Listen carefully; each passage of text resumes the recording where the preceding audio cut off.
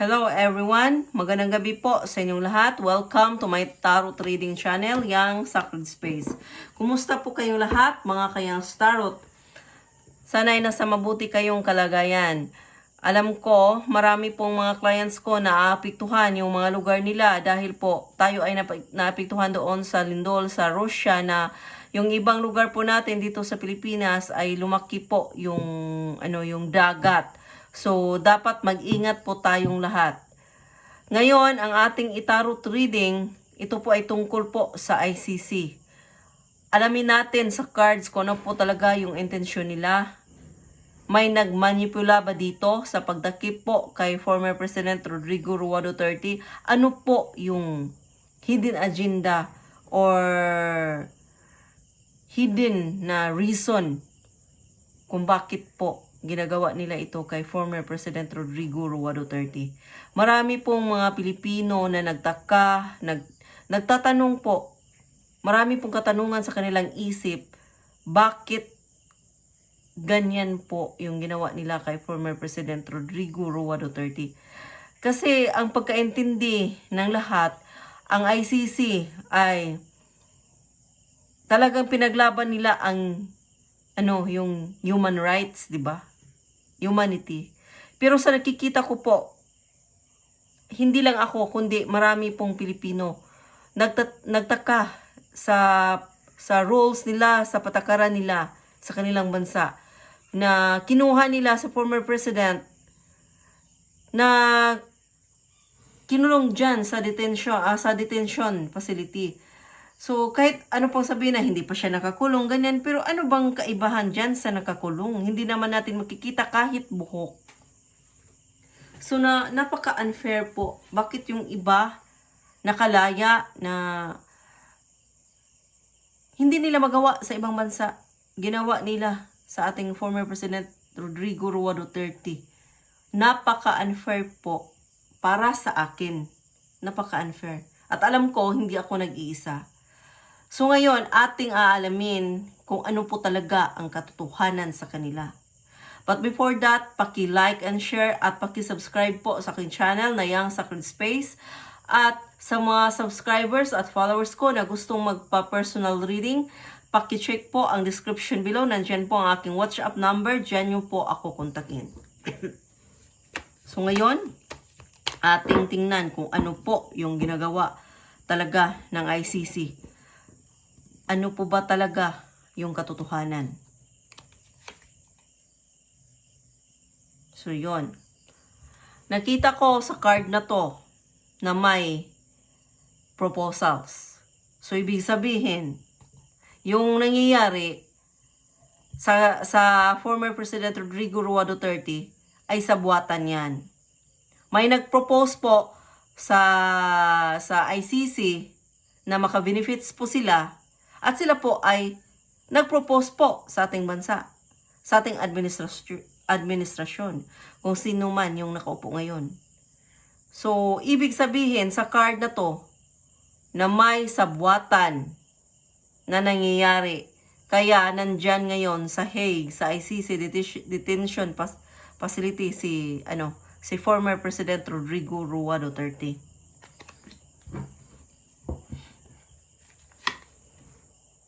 Okay. Ngayon, ang inaakala nila na dapat nilang i-celebrate, na akala ng taga-ICC at ng administrasyon na magiging yung smooth po ang lahat. Na walang lumalabas na mga storya, na mga pagdududa sa mga pangyayari.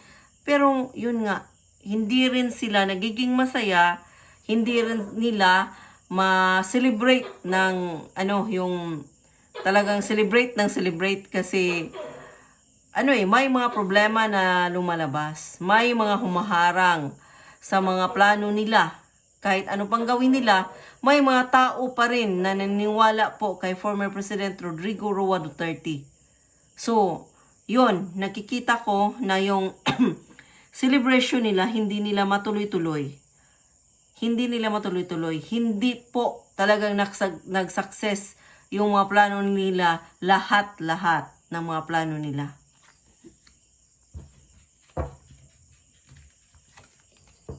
Okay. Ngayon, within 3 months, after 3 months, mawawala po yung balance po. Yung balance na sinasabi. May lalabas na katotohanan na magiging dahilan po ng mawala po yung yung poise or dignidad po ng ICC dahil po sa pangyayaring ito na may lalabas na isang sekreto na may tao na magpapatotoo na talagang ang nangyari po kay former President Rodrigo Roa Duterte na ito ay isang sabwatan. Sabwatan po. So, may magsasabi kung ano po yung benefits ng ICC sa pagdakip po kay former President Rodrigo Roa Duterte at benefits po ng administrasyon. So, may taong lalabas na magsasabi ng katotohanan tungkol po sa ginagawa nila.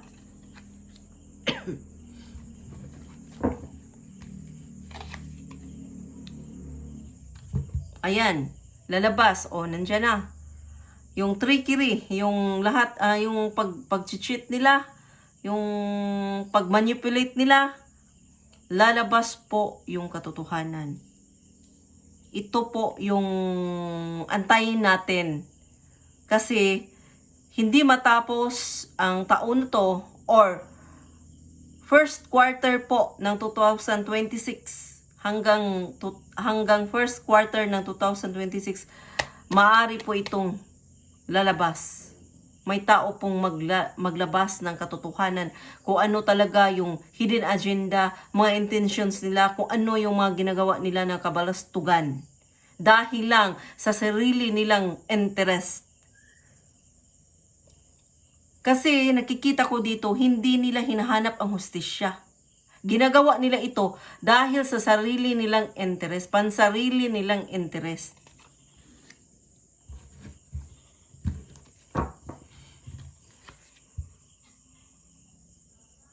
Ayan. Nakikita ko dito na gulong-gulo yung isip nila.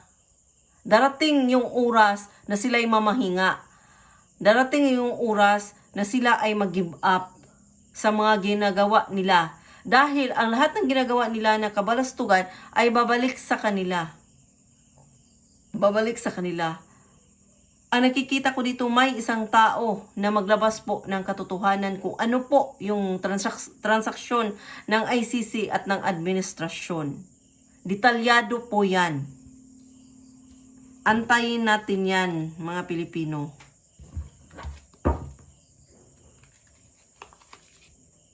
So, ito. May nakikita akong new beginnings. So, ang card na to ay, ang range niya ay hanggang 12 months.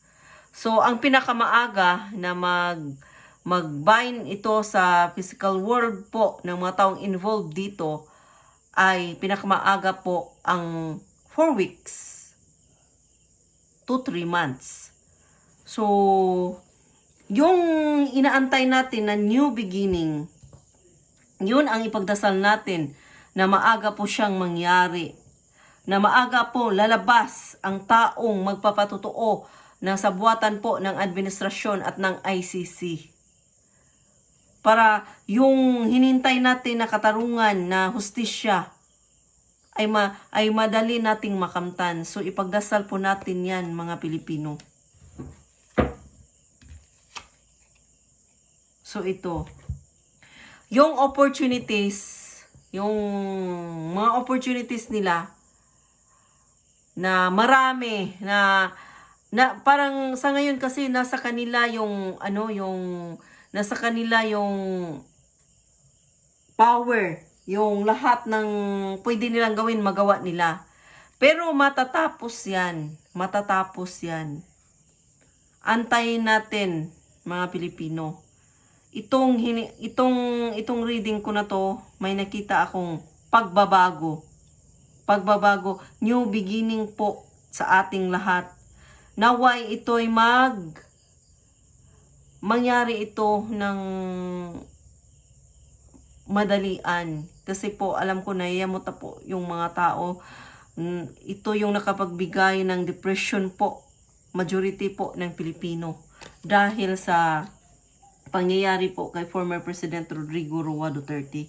So ang tinatanong po ng karamihan ay may sabuatan ba ang ICC talaga at administrasyon?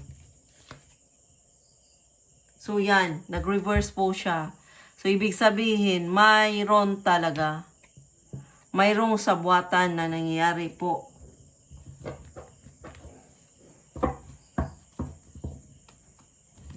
Pinagkikitaan ba talaga ng ICC yung pagdakip kay former President Rodrigo Roa Duterte?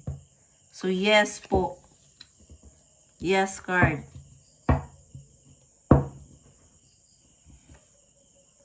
So may malaking tao ba or bansa na kasabwat po sa nangyayari po kay former President Rodrigo Roa Duterte? So, hindi pa po hindi sure na may ibang bansa or may ibang tao na kasama po rito. So, 50-50 po. Sino ba ang manaig? Si former President Rodrigo Duterte ba ang mananaig sa laban na to? Ang mananalo sa laban na to? Yes card po. So ano po ang ibig sabihin ng magician? Nasa kanya po lahat ang power. So may taong darating na tutulong po kay former President Rodrigo Roa Duterte na makapangyarihan talaga. Nasa kanya na po ang lahat. So nasa kanya ang cups, swords, wands, at saka pentacles. So may infinity pa. So itong taong to, hindi lang ito yung may malaking obligasyon sa buong mundo, kundi marami po siyang pera. Nasa kanya po ang lahat. Ito ay yung nakikinig, nagmamasid. At darating po ang araw na siya po ay kikilos. Kikilos po ito para tulungan po si former President Rodrigo Roa Duterte.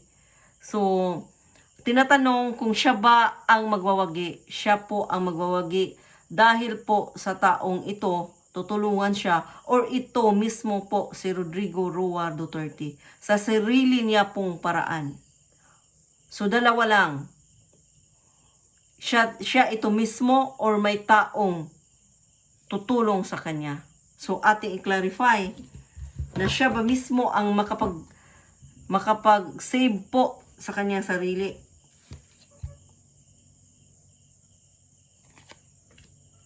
Hindi.